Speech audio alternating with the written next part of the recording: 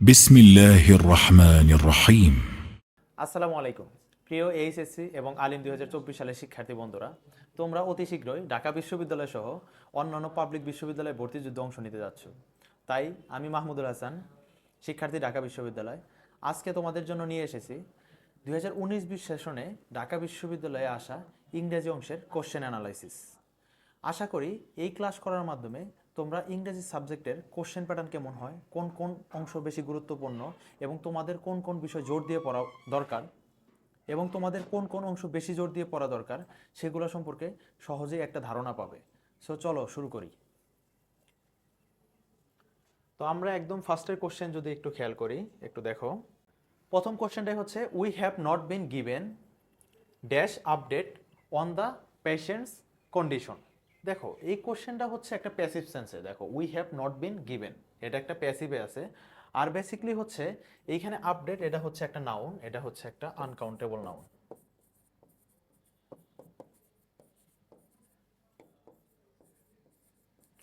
আর যদি অপশনগুলো খেয়াল করো, সাম, নান, এনি, মাস, এগুলো হচ্ছে ডিটারমাইনার।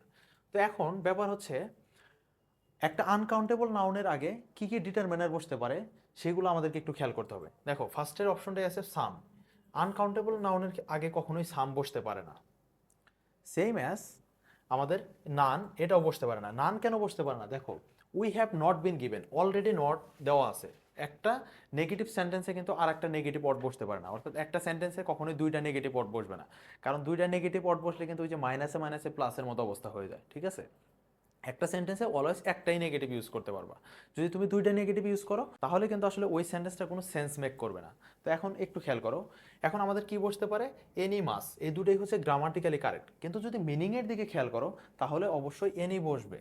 কেন মাস বসবে না? কারণ মাস দিয়ে আসলে আমি এটার মিনিংটা প্রকাশ করতে পারি না। এটার মিনিংটা কি? We have not been given any update on the patient's condition, অর্থাৎ রুগীর অবস্থা সম্পর্কে আমাদের কোনো ধরনের তথ্যই দেওয়া হয় নাই বা কোনো ধরনের আপডেটই দেওয়া হয় নাই। ব্যাপারটা হচ্ছে এমন। সুতরাং কারেক্ট অ্যান্সার হবে এনি। আচ্ছা, তারপরের কোশ্চেনে যদি আমরা চলে যাই। আচ্ছা, নাম্বার 2 কোশ্চেন খেয়াল করো।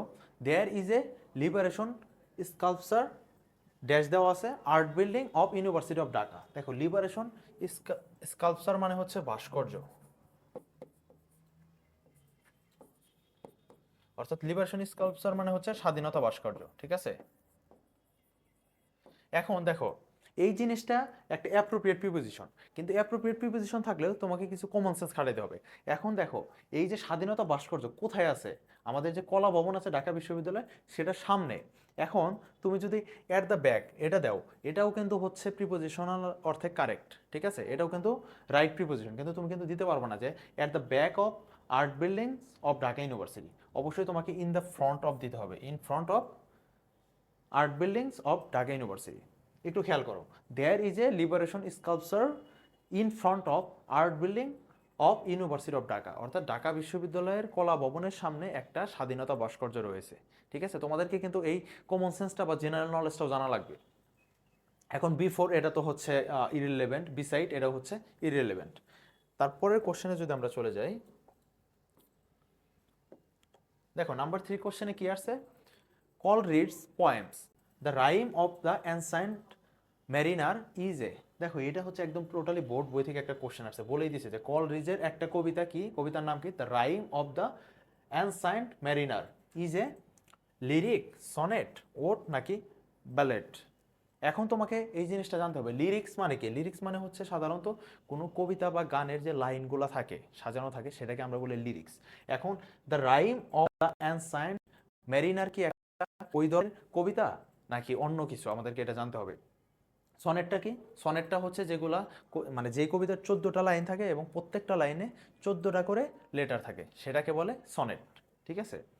আর ওট হচ্ছে কোনো একটা ব্যক্তি বা কোনো ঘটনাকে যখন অনেক বেশি আনন্দদায়ক বা হচ্ছে প্রশংসার সাথে তুলে ধরা হয়, সেটাকে আমরা বলি ওট। আর ব্যালেটটা হচ্ছে মূলত কোনো একটা গল্পকে বা কোনো একটা ঘটনার সিকোয়েন্সকে যখন কবিতা আকারে বা গল্প আকারে তুলে ধরা হয়, বিশাল একটা কাহিনী তুলে ধরা হয়, তখন সেটাকে বলি ব্যালাড। তো the rhyme of the Ancient Mariner is a ballad, এটাই হচ্ছে কারেক্ট অ্যান্সার। এখন দেখো এই কোশ্চেন যদি তুমি টেক্সট বই না পড়ো, তোমার যে বোর্ড বইটা দেওয়া আছে ইংলিশ ফার্স্ট পেপার, ওইটা যদি প্যাসেজ এবং ওটার মধ্যে যে কবিতাগুলো দেওয়া আছে এগুলো না পড়লে কিন্তু তুমি জীবনেও পারবে না।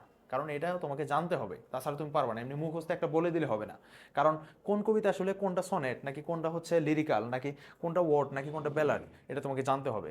এই জন্য তোমাদেরকে বোর্ড বই পড়তে হবে। নাম্বার 4-এ কি চাওয়া হয়েছে? চেঞ্জ ইনটু রিপোর্টেড ফ্রম, অর্থাৎ আমাদের এটা একটা ন্যারেশনাল কোশ্চেন। মনে রাখবা যে ন্যারেশন থেকে প্রত্যেক বছর একটা কোশ্চেন মাস্ট আসবে।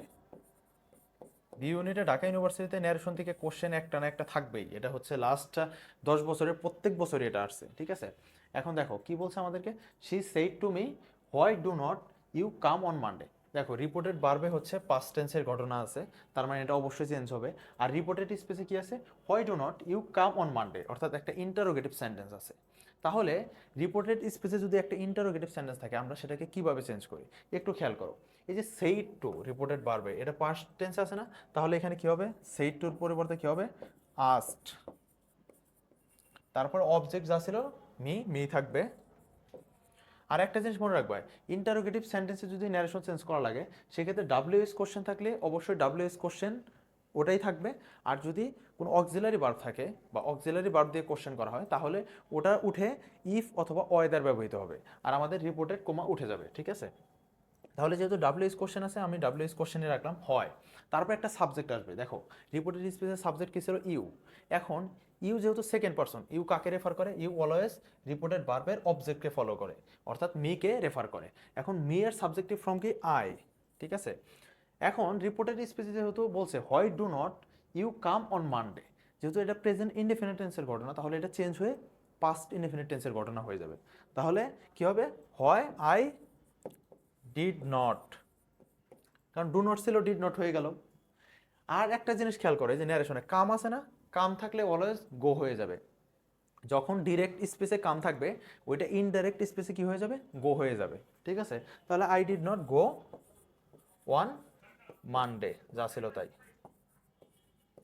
দেখো তুমি যখন ন্যারেশন কোনো কোশ্চেন আসবে, তুমি নিজে নিজে একটা এটার হচ্ছে উত্তর বের করার চেষ্টা করবা। উত্তর বের করে ওটার সাথে হচ্ছে যে অপশনটা মিলে যাবে, সেই অপশনটাই তোমার জন্য correct.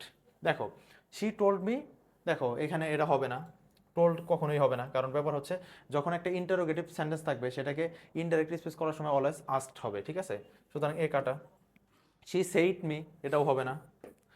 She asked me, D নাম্বারও আছে, শি আস্কড মি, তাহলে দুইটাই এ পর্যন্ত রাইট। তারপরে দেখো ডি নাম্বারটা খেয়াল করো, she asked me not to go that day. দেখো আস্কড মির পরে এখানে ডাব্লিউএস কোশ্চেনও নাই, তারপর হচ্ছে ডাব্লিউএস কোশ্চেনের পরে একটা সাবজেক্ট আসবে, তারপর পুরো সেন্টেন্স মেকিং কোনো কিছুই নেই, তাহলে ডি নাম্বারও কাটা। রাইট অ্যান্সার হচ্ছে সি। হোপফুলি এটা হচ্ছে তোমরা বুঝতে পেরেছো। তারপরের কোশ্চেনে আমরা চলে যাই। তারপরের question number 5, the word emancipation means. এই যে দেখো ভোকাবুলারি কোশ্চেন, আমি সবসময়ই বলি মানে যারা ভর্তি পরীক্ষার্থী, তোমাদেরকে অবশ্যই ভোকাবুলারিতে মাস্টার হতে হবে, মানে হচ্ছে প্রচুর ভোকাবুলারি জানা লাগবে এবং রিলেভেন্ট ভোকাবুলারি জানা লাগবে। তোমাদের টেক্সট বইয়ের ভোকাবুলারি, সেই সাথে হচ্ছে বাহিরের আরও ভোকাবুলারি জানা লাগবে। তো এজন্যই আমরা তোমাদের জন্য অন একাডেমি থেকে একদম সুন্দর করে যে কোর্স প্ল্যানগুলো সাজিয়েছি, তারপরে হচ্ছে তোমাদের জন্য যে শিটগুলো আমরা তৈরি করছি, ওইখানে হচ্ছে আমরা এ টু জেড সব কিছু কভার করছি। তোমাদের যে ভোকাবুলারিগুলো লাগবে সেগুলা, তারপর হচ্ছে কোন ধরনের গ্রুপ ভার্বগুলো ইম্পর্টেন্ট, কোন ধরনের প্রিপোজিশন অ্যাপ্রোপ্রিয়েট প্রিপোজিশনগুলো ইম্পর্টেন্ট, কোন জিনিসটা হচ্ছে সেন্টেন্স মেকিং কেমন, পার্টস অফ স্পিচ, মানে সব কিছু মিলেই একদম টোটাল একটা প্যাকেজ। তো আশা করি যে তোমরা যারা আমাদের সার্ভিস নেবে, তোমরা হচ্ছে মানে দারুণ একটা অভিজ্ঞতা পাবে আমাদের সাথে। তো এখন একটু খেয়াল করো ইমানসিপেশন, এই যে ইমানসিপেশন মানে কি? ইমানসিপেশন মানে হচ্ছে মুক্তি। হুম, এখন দেখো একটু খেয়াল করো, তোমার ভোকাবুলারি জানা লাগবে, কিছু করার নাই। অ্যাডভোকেট মানে কি? অ্যাডভোকেট মানে হচ্ছে কারোর জন্য ওকালতি করা বা কারো পক্ষে কোনো কিছু বলা। ফ্রিডম মানে কি? ফ্রিডম মানে মুক্তি। এটাই হচ্ছে রাইট অ্যান্সার। আর অন্য অপশনগুলো যদি খেয়াল করো, এঙ্গেজ মানে হচ্ছে কোনো কিছুর সাথে জড়ানো বা নিজেকে জড়ানো, এটাকে এঙ্গেজ। এঙ্গেজের সাথে ইমানসিপেশন কোনোভাবেই যায় না, ঠিক আছে। আর পোর্ট্রেট মানে হচ্ছে কি? পোর্ট্রেট মানে হচ্ছে কোনো কিছুর একটা মূর্তি বা ভাস্কর্য, এরকম বোঝায়, ঠিক আছে। সুতরাং একদম রিলেভেন্ট অ্যান্সার হচ্ছে কি? Freedom. Emancipation means freedom. Hopefully এটা তোমরা বুঝতে পারছো। তারপরের কোশ্চেন আমরা যদি চলে যাই, খেয়াল করো number 6, choose the sentence with the correct punctuation, দেখো ইউনিভার্সিটিতে কিন্তু তোমাদেরকে পাংচুয়েশনে আসে, এবং এই পাংচুয়েশনে ভালো করার জন্য কিন্তু তোমাদেরকে টেক্সট বই পড়তে হবে। বিশেষ করে টেক্সট বইয়ের যে প্যাসেজগুলো আছে সেইগুলোতে তোমাদের পাংচুয়েশনগুলো কীভাবে ইউজ করা হয়েছে এইটা তোমাদেরকে ভালোভাবে দেখতে হবে, অবজার্ভ করতে হবে, ঠিক আছে? তাহলেই তোমরা ভালো করতে পারবে। শুধু এই যে এমসিকিউ অংশের জন্যই না, তোমাদের রিটেন অংশেও কিন্তু হচ্ছে পাংচুয়েশন থেকে অলমোস্ট এভরি ইয়ার কোশ্চেন আসে, ঠিক আছে? তো তোমরা এই বিষয়টা খেয়াল রাখবা। দেখো, my aunt who lives in Sylhet a doctor is a doctor, okay. B number question, my aunt comma দেওয়া আছে who lives in Sylhet is a doctor. আচ্ছা, my aunt who lives in Sylhet is, তারপর কোমা দেওয়া আছে a doctor. My aunt comma দেওয়া আছে who lives in Sylhet comma দেওয়া আছে ইজ এ ডক্টর। আচ্ছা, একটু খেয়াল করো, যখন কোনো সেন্টেন্সে হচ্ছে ধরো সাপোজ আমি বললাম যে আল মাহমুদ,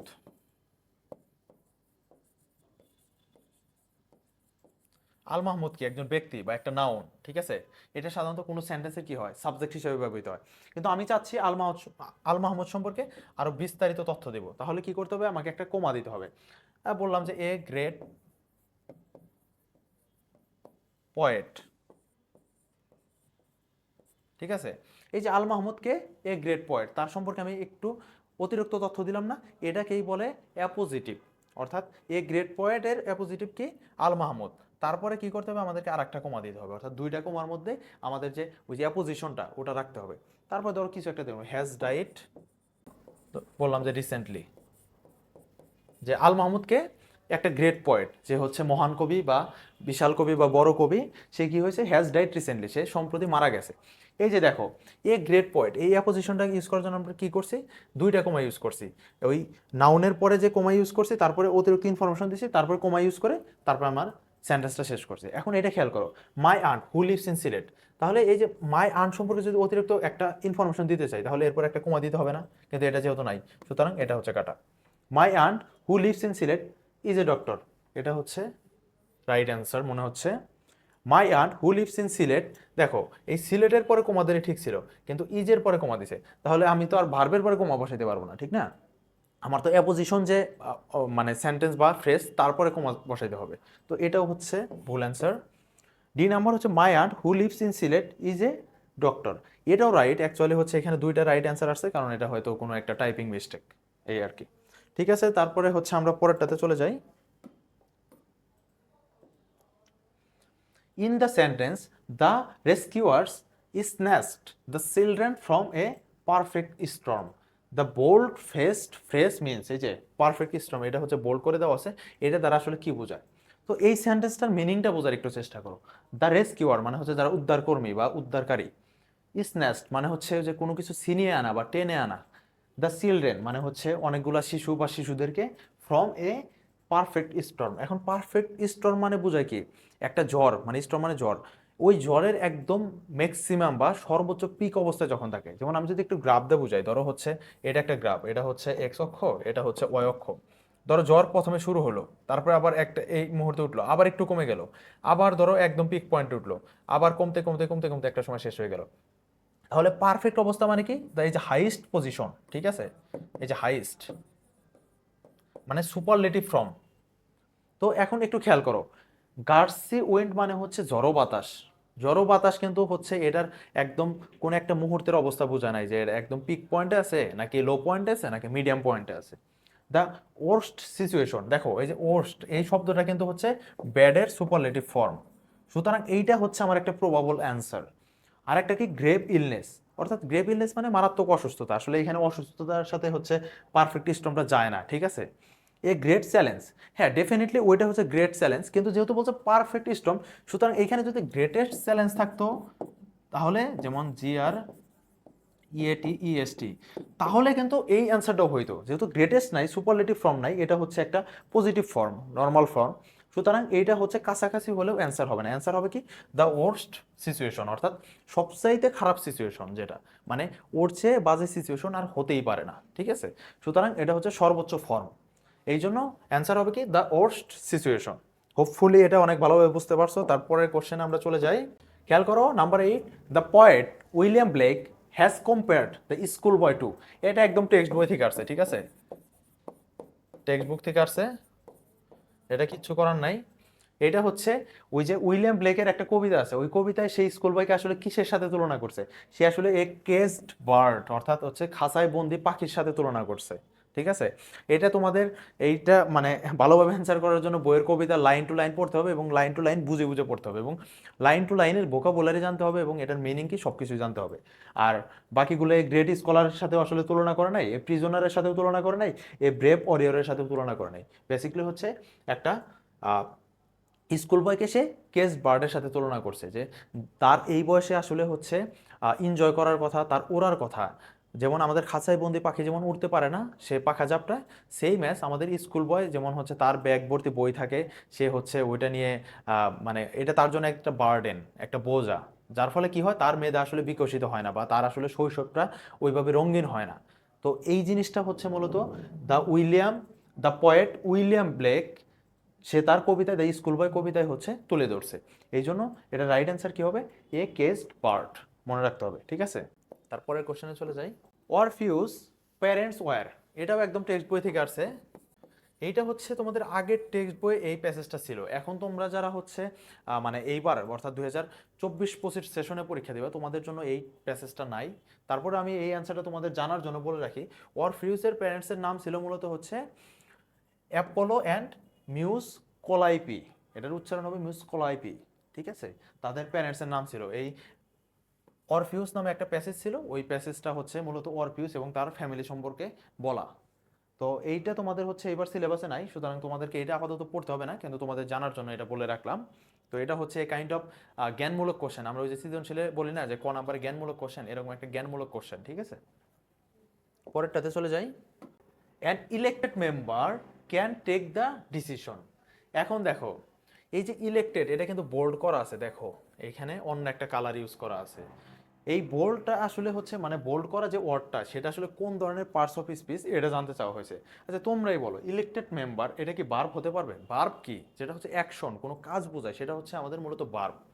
অ্যাডভার্ব কি, অ্যাডভার্ব হচ্ছে এমন ওয়ার্ড বা পার্টস অফ স্পিচ যেটা হচ্ছে অ্যাডজেক্টিভ ভার্ব অথবা অ্যাডভার্বকে মডিফাই করে। ঠিক আছে, কনজাংশন সাধারণত দুইটা সেন্টেন্সকে অ্যাড করার জন্য বা দুইটা ক্লজকে অ্যাড করার জন্য ব্যবহৃত হয়, যেমন অ্যান্ড, বাট, অর, এইগুলো হচ্ছে কনজাংশন। আর অ্যাজেক্টিভ কি, অ্যাজেক্টিভ হচ্ছে সাধারণত যেটা নাউন বা প্রোনাউনকে মডিফাই করে, সেটা হচ্ছে মূলত অ্যাজেক্টিভ। এখন একটু খেয়াল করো, অ্যান ইলেক্টেড মেম্বার, এই ইলেক্টেড শব্দের পরে কি আছে, মেম্বার। মেম্বার কি, মেম্বার হচ্ছে মানে সদস্য, এটা একটা নাউন। ঠিক আছে, আর নাউনকে কে মডিফাই করছে, ইলেক্টেড, যে নির্বাচিত সদস্য। সদস্য কেমন সদস্য, নির্বাচিত সদস্য, বা কেমন মেম্বার, নির্বাচিত মেম্বার। যেহেতু এটা হচ্ছে এই নাউনকে মডিফাই করছে, সুতরাং ইলেক্টেড হচ্ছে একটা অ্যাডজেক্টিভ। আমি কিন্তু সবগুলোর সংজ্ঞা বা ডেফিনেশন আগেই বলে দিছি, যে ভার্ব কাকে বলে, অ্যাডভার্ব কাকে বলে, কনজাংশনের কাজ কি, আর অ্যাডজেক্টিভ কাকে বলে বা এর কাজ কি। সুতরাং যেহেতু ইলেক্টেড শব্দটা মেম্বারকে মডিফাই করছে, সুতরাং এটা একটা অ্যাডজেক্টিভ। হোপফুলি হচ্ছে এটা ক্লিয়ারলি বুঝতে পেরেছো। তারপরে হচ্ছে আমরা চলে যাই কোশ্চেন নাম্বার 11। কোশ্চেন নাম্বার 11-এ কি জানতে চাওয়া হয়েছে, Shubho ate 4 pieces of hilsa fish at dinner. অর্থাৎ শুভ হচ্ছে রাতে মানে ডিনারে হচ্ছে 4 পিস ইলিশ খেয়েছিল, এটা হচ্ছে আমাদেরকে বলছে, এটাকে কি করতে বলছে, প্যাসিভ করতে বলছে। ঠিক আছে, এখন অ্যাক্টিভ থেকে প্যাসিভ করার নিয়ম কি দেখো, এই যে এটার সাবজেক্ট কি, শুভ অ্যাট 4 পিসেস অফ হিলসা, শুভ হচ্ছে এটার সাবজেক্ট। ঠিক আছে, অ্যাট এটা হচ্ছে main verb, 4 pieces of hilsa fish at dinner, এই পুরোটুকু হচ্ছে একটা অবজেক্ট। এখন ফ্যাক্ট হচ্ছে অ্যাট ডিনার, এটা একটা প্রিপোজিশনাল ফ্রেজ, এটা হচ্ছে আগে থাকুক পরে থাকুক সেটা আসলে কোনো ফ্যাক্ট না।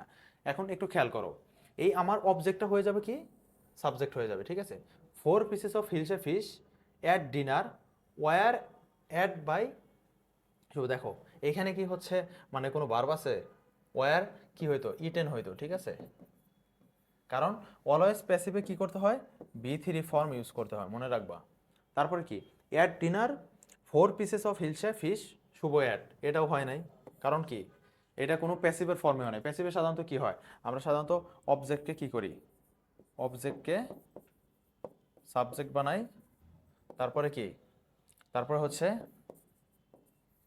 অক্সিলারি ভার্ব বসাই, তারপরে কি বি3 ফর্ম বসে, তারপরে কি হয়, তারপর হচ্ছে সাবজেক্টটা হয়ে যায় কি, অবজেক্ট, সাবজেক্টকে অবজেক্ট বানাই, এবং এর সাবজেক্ট অবজেক্ট বানানোর আগে একটা প্রিপোজিশন বসে, সেটা বাই বসতে পারে বা অন্য কোনো অ্যাপ্রোপ্রিয়েট প্রিপোজিশন থাকলে সেটা বসে। এখন খেয়াল করো, 4 pieces of hilsa, C number অপশনে, fish were eaten by Shubho. এখন দেখো অ্যাট ডিনার এই শব্দটা কিন্তু আগে পরে কোথাও লেখা নাই, সুতরাং এটাও হচ্ছে কারেক্ট না। এমনি গ্রামাটিক্যালি এটা হচ্ছে স্ট্রাকচার অনুযায়ী ঠিক আছে, কিন্তু ব্যাপার হচ্ছে এই যে অ্যাট ডিনার শব্দটা আসে নাই, ঠিক আছে। এখন যদি এরকম রাখতো 4 pieces of hilsa fish at dinner were eaten by Shubho, অথবা 4 pieces of hilsa fish were eaten by Shubho at dinner, at ডিনারটাকে যদি আমি লাস্টেও দিয়ে দিতাম তাও কিন্তু হতো, কিন্তু এখানে অ্যাট ডিনার শব্দটাই মিসিং, সুতরাং এটা হচ্ছে ভুল। ডি নাম্বারে কি আছে? একটাই কারেক্ট অ্যান্সার আছে, তার মানে ডি নাম্বারে কারেক্ট হবে। At dinner 4 pieces of hilsa fish were eaten by Shubho, এটা হচ্ছে কারেক্ট অ্যান্সার, কারণ এখানে কোনো মিসিং নাই। হোপফুলি বুঝতে পারছো। আমরা হচ্ছে তারপরেরটাতে চলে যাই। Question number 12, choose the best interrogative form of everyone hates acid throwing. অর্থাৎ এটার বেস্ট ইন্টারোগেটিভ ফর্ম খুঁজে বের করতে বলছে। কোনটার? এভরিওয়ান হেটস অ্যাসিড থ্রোয়িং, অর্থাৎ প্রত্যেকেই হচ্ছে কি ঘৃণা করে? অ্যাসিড নিক্ষেপ, ঠিক আছে। এখন দেখো এটা হচ্ছে মূলত ট্রান্সফরমেশন অফ সেন্টেন্স। মনে রাখবা ট্রান্সফরমেশন অফ সেন্টেন্স কিন্তু অলওয়েজ সেন্টেন্সটা চেঞ্জ হবে, কিন্তু ব্যাপার হচ্ছে সেন্টেন্সের মিনিং কিন্তু চেঞ্জ করা যাবে না, ঠিক আছে। যেমন আমি যদি বলি অ্যাফার্মেটিভ থেকে নেগেটিভ করো, আমার সেন্টেন্সের স্ট্রাকচার অনুযায়ী আমি নেগেটিভ করবো, কিন্তু অ্যাফার্মেটিভের যে মিনিং ছিল সেন্টেন্সের ওই মিনিংটাই বহাল রাখতে হবে, ঠিক আছে। তো এখন অপশনগুলো খেয়াল করো। Do anyone like acid throwing, এটা হচ্ছে হয় নাই, কারণ এনিওয়ান এটা অলওয়েজ সিঙ্গুলার, এটার সাথে ডাজ বসে, সুতরাং এটা এখানেই ভুল। Is there anyone who can hate acid throwing, দেখো এইটা স্ট্রাকচার অনুযায়ী ঠিক আছে, কিন্তু মিনিং অনুযায়ী ঠিক নেই, কারণ এটার পুরো বিপরীতার্থক মিনিং হয়ে গেছে, যেখানে আমাদের প্রত্যেকেই কি ঘৃণা করে? অ্যাসিড থ্রোয়িং বা অ্যাসিড নিক্ষেপকে ঘৃণা করে। আর এখানে বলা হয়েছে কি এমন কেউ কি আছে যে অ্যাসিড থ্রোয়িং ঘৃণা করে, মানে হচ্ছে কি ঠিক বিপরীত। আমরা বলতেছি প্রত্যেকেই ঘৃণা করে, আর এইখানে বলা হচ্ছে যে এমন কেউ কি আছে যে ঘৃণা করে। আরে ভাই প্রত্যেকেই তো ঘৃণা করে, সুতরাং এটা হচ্ছে পুরো মিনিংটাই বিপরীত, হবে না। Who does accept acid throwing, এইটা এমনিতে ঠিক আছে যে কে আসলে অ্যাসিড থ্রোয়িং বা অ্যাসিড নিক্ষেপকে গ্রহণ করে, কিন্তু ফ্যাক্ট হচ্ছে হুয়ের পরে মনে রাখবা অলওয়েজ সরাসরি ভার্ব চলে আসে, এই ডাজ কখনোই আসবে না, সুতরাং এটাও হচ্ছে স্ট্রাকচার অনুযায়ী ভুল। তারপর ডি নাম্বার অপশনে কি আছে? Does anyone like acid throwing, এইটা হচ্ছে কারেক্ট অ্যান্সার। দেখো এনিওয়ান একটা সিঙ্গুলার, এর সাথে অলওয়েজ ডাজ বসবে, তারপরে লাইকই বসছে, কারণ যেহেতু ডাজ সিঙ্গুলার ফর্মের সাথে ডাজ ইউজ করলে বা যখন অক্সিলারি ভার্ব ডাজ বসে তখন কিন্তু ভার্বের শেষে এস বা ইএস যুক্ত হয় না, সুতরাং এটুকু ঠিক আছে। Does anyone like acid throwing, অর্থাৎ কেউ কি অ্যাসিড থ্রোয়িং পছন্দ করে বা অ্যাসিড নিক্ষেপকে পছন্দ করে, ব্যাপারটা হচ্ছে এইভাবে কোশ্চেন করা হয়েছে। আর সেটার সাথে কি হয়? এভরিওয়ান হেটস অ্যাসিড থ্রোয়িং, মিনিংটা মিলে যায়, সুতরাং কারেক্ট অ্যান্সার হবে কি ডি নাম্বার হচ্ছে কারেক্ট অ্যান্সার। তারপরে খেয়াল করো question number 13, the synonym of the original. দেখো অলরেডি আমরা এর আগেও ভোক্যাব কোশ্চেন পাইছি, আবারও ভোক্যাব কোশ্চেন আসছে, অর্থাৎ তোমাকে ভোকাবুলারি জানতেই হবে, ঠিক আছে। এটা আমি বারবার বলি। আর তোমরা যারা আমাদের সাথে যুক্ত থাকবা অন একাডেমি, আমরা তোমাদের A to Z প্যাকেজ, তোমাদের ভোকাবুলারি লাগলে ভোকাবুলারি, তোমাদের অ্যাপ্রোপ্রিয়েট প্রিপোজিশন, গ্রুপ বার, প্যাসেজ, মিনিং, স্পেলিং, যা যা লাগবে তোমাদের সব কিছু নিয়েই হচ্ছে আমাদের প্রত্যেকটা শীট এবং প্রত্যেকটা উপকরণ তৈরি করা। সো তোমরা আমাদের সাথে থাকলে তোমরা সব কিছু পাবে। দেখো অরিজিনালের সিনোনিম কি? অরিজিনাল মানে হচ্ছে আসল বা খাঁটি, হ্যাঁ। এখন দেখো খেয়াল করো অ্যামিউজিং, অ্যামিউজিং মানে কি? কোনো কিছু যেটা হচ্ছে প্রমোদকারী বা আনন্দদায়ক, সেটা হচ্ছে অ্যামিউজিং। আর্টিফিশিয়াল মানে কি? আর্টিফিশিয়াল মানে হচ্ছে কৃত্রিম, যেটাও হচ্ছে আসলে এটা টোটালি বিপরীত বা অ্যান্টোনিম। ট্রু মানে কি? সত্য বা খাঁটি, সুতরাং এটাই হচ্ছে এটার কারেক্ট সিনোনিম। আর অ্যাকুমুলেট মানে হচ্ছে জড়ো করা, ঠিক আছে।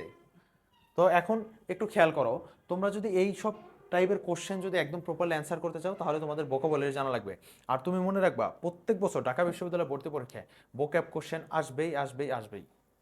তারপরে কোশ্চেনে যদি আমরা চলে যাই, question number 14, the word diaspora is related to. আচ্ছা ডায়াসপোরা মানে কি? ডায়াসপোরা মানে কি? দেখো তোমাদের একদম বোর্ড বই থেকে কোশ্চেন আসছে, ডায়াসপোরা একটা প্যাসেজ আছে, ওখানে স্পষ্ট লেখা আছে diaspora is the movement, diaspora is the movement, migration, scattering away from।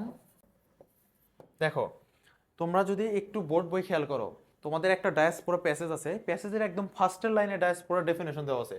Diaspora is the movement, migration and scattering of a person away from the ancestral place, অর্থাৎ কোনো একজন ব্যক্তির মুভমেন্ট, সেটা কি জন্য হতে পারে? সেটা হচ্ছে পলিটিক্যালি ফোর্স হতে পারে, সেটা স্বেচ্ছায় হতে পারে অথবা উন্নত জীবনের আশায় হতে পারে। কোথায়? একটা জায়গা থেকে মুভমেন্ট বা মাইগ্রেট করে অন্য একটা জায়গায় চলে যাওয়া। সুতরাং ডায়াসপোরা কার সাথে রিলেটেড? দেখো, অ্যাপিয়ারেন্স। অ্যাপিয়ারেন্স মানে কি? অ্যাপিয়ারেন্স মানে হচ্ছে তোমার উপস্থিতি বা তুমি হচ্ছে কিভাবে একটা জিনিসের সামনে হাজির হও, যেমন আমি কি পরে হাজির হলাম বা কোন অবস্থায় হাজির হলাম, সেটাকে বলে মূলত অ্যাপিয়ারেন্স। কনসেন্ট্রেশন মানে কি? কনসেন্ট্রেশন মানে হচ্ছে কোনো কিছুর প্রতি মনোযোগ বা কোনো কিছুকে একীভূত করা, ঠিক আছে? ইন্ট্রেন্স মানে কি? ইন্ট্রেন্স মানে কোনো প্রবেশ, সাধারণত প্রবেশ বোঝানোর জন্য ইন্ট্রেন্স ব্যবহার করি, ঠিক আছে? ইন্টার মানে প্রবেশ করা, ইন্টারের নাউন ফর্ম হচ্ছে ইন্ট্রেন্স। আর মাইগ্রেশন কি? মাইগ্রেশন মানে কি? এক জায়গা থেকে অন্য জায়গায় স্থানান্তর হওয়া, সেটা বসবাসের জন্য হতে পারে বা অন্য কোনো কারণে হতে পারে। সুতরাং ডায়াসপোরা কিসের সাথে রিলেটেড? মাইগ্রেশনের সাথে রিলেটেড। কারণ একদম বোর্ড বইয়ের প্যাসেজে ডায়াসপোরার যে ডেফিনেশন দেওয়া আছে, ওই ডেফিনেশনেই একদম স্পষ্ট বলা আছে, diaspora is the movement, migration and scattering of a person away from the ancestral place. বুঝতে পারছো? সুতরাং তোমাদেরকে বোর্ড বই এইভাবে পড়তে হবে। এইভাবে পড়লে তোমরা তাহলে বুঝতে পারবা যে কিভাবে কোশ্চেনগুলো আসে এবং কোশ্চেনগুলো কিভাবে অ্যাপ্রোচ করতে হয়, ঠিক আছে? হোপফুলি বুঝতে পেরেছো। তারপরে হচ্ছে আমরা পরের কোশ্চেনে চলে যাব। Question number 15, choose the correct spelling from the following. অর্থাৎ নিচে 4টে অপশন দেওয়া আছে, এখান থেকে কারেক্ট স্পেলিং বা সঠিক বানান খুঁজে বের করতে হবে। আমি আগেই বলেছি vocabulary, vocabulary and vocabulary. Already আমরা 3টা কোশ্চেন এবারও পেয়ে গেছি। এর আগের যে আমরা কোশ্চেন সলভ করছিলাম সেখানেও কিন্তু 3-4টা ভোকাবুলারি ছিল। সো একটু খেয়াল করো। অ্যাসিউরেন্স, অ্যাসিউরেন্স মানে অ্যাসিউরেন্স হচ্ছে, আমি তোমাদেরকে বলি, অ্যাসিউরেন্স বানানটা তোমার জানা থাকা লাগবে। এটা মানে হচ্ছে প্রতিশ্রুতি বা নিশ্চয়তা, ঠিক আছে? আবার এটা ভাবার কোনো কারণ নাই যে এটা অনেক বাহির থেকে, মানে বোর্ড বইয়ের বাহির থেকে কোশ্চেন আসছে। তোমাদের বোর্ড বইয়ের যে প্যাসেজগুলো আছে, ওই প্যাসেজে যে কঠিন বানানগুলো বা স্পেলিংগুলো আছে, তোমাদের ওই জিনিসগুলো আয়ত্তে আনতে হবে। তাহলেই তোমরা যে মানে ঢাকা বিশ্ববিদ্যালয় ভর্তি পরীক্ষায় যে কোশ্চেনগুলো হয় মূলত ওইখান থেকেই হয়। যেমন অ্যাসিউরেন্স, এটা তোমাদের টেক্সট বই থেকে আসছে, টেক্সট বইয়ের প্যাসেজ থেকে আসছে, প্যাসেজে একটা জায়গায় এই বানানটা আছে, এই স্পেলিংটা আছে। সুতরাং প্যাসেজগুলো তোমাদের একদম পুঙ্খানুপুঙ্খভাবে পড়তে হবে, বুঝতে পারছো? তো অ্যাসিউরেন্স দেখেন, দেখো ASSURANCE, তাহলে কি আছে? ASSURANCE, এটাই কারেক্ট অ্যান্সার। দেখো পরেরগুলো ভুল কিভাবে? ASSU, এই যে 2টা আর আছে, এটা ভুল। ASSU, এখানে 2টা আর আছে। ASSU আর এই 2টা আর আছে, আবার ই আছে, বুঝছো? তো এইভাবে হচ্ছে তোমাদেরকে কোশ্চেনগুলো করা হয়, যেটা দেখলে তোমাদেরকে মনে হতে পারে যে প্রত্যেকটাই হচ্ছে কারেক্ট অ্যান্সার। অ্যাকচুয়ালি ঢাকা বিশ্ববিদ্যালয়ে এই জিনিসটাই করা হয়। ঢাকা বিশ্ববিদ্যালয়ে চান্স পাওয়ার জন্য তোমাদেরকে কিন্তু একদম মানে সবগুলো অ্যান্সার পারা লাগবে সেটা না। তোমাদেরকে যে জিনিসটা জানতে হবে যে আমাদের প্রচলিত দৈনন্দিন জীবনে আমরা যে জিনিসগুলো ব্যবহার করি বা যে সহজ জিনিসগুলো হয়তো আমরা ভুল অবজারভেশন করি, সেই জিনিসগুলো থেকে সাধারণত কোশ্চেন আসে। যেমন আমি ক্লাসে পড়াতে গিয়ে ধরো হচ্ছে অনেকগুলো স্টুডেন্ট আছে, একটা ক্লাস নেওয়ার সময় আমি বললাম যে সুইম মানে সাঁতার কাটা, সাঁতার কাটা। কিন্তু এই যে সুইম, এই ভার্বের হচ্ছে V2 বা পাস্ট ফর্ম এবং V3 বা পাস্ট পার্টিসিপল ফর্ম কি? আমি দেখেছি ওই ক্লাসে 100 জন স্টুডেন্ট ছিল, মাত্র 2 জন স্টুডেন্ট হচ্ছে এটার অ্যান্সার দিতে পারছে। কিন্তু এটা কিন্তু আমাদের প্রচলিত, আমরা দৈনন্দিন জীবনে ইউজ করি, ঠিক আছে? তো একদম সহজ একটা ইংলিশ। সো ফ্যাক্ট হচ্ছে তোমাদেরকে বোর্ড বইয়ের যে প্যাসেজগুলো আছে সেগুলোই মোস্ট ইম্পর্টেন্ট, ভালোভাবে অবজার্ভ করে পড়তে হবে। আশা করি তোমরা যারা আমাদের এই ভিডিও, এই যে কোশ্চেন অ্যানালাইসিস ক্লাসটা দেখলা, হোপফুলি তোমরা এখান থেকে উপকার পাবা এবং হচ্ছে তোমরা ভালোভাবে প্রিপারেশন নেবা। ইনশাল্লাহ দেখা হবে তোমাদের সাথে বিজয়ে। আজ এ পর্যন্তই।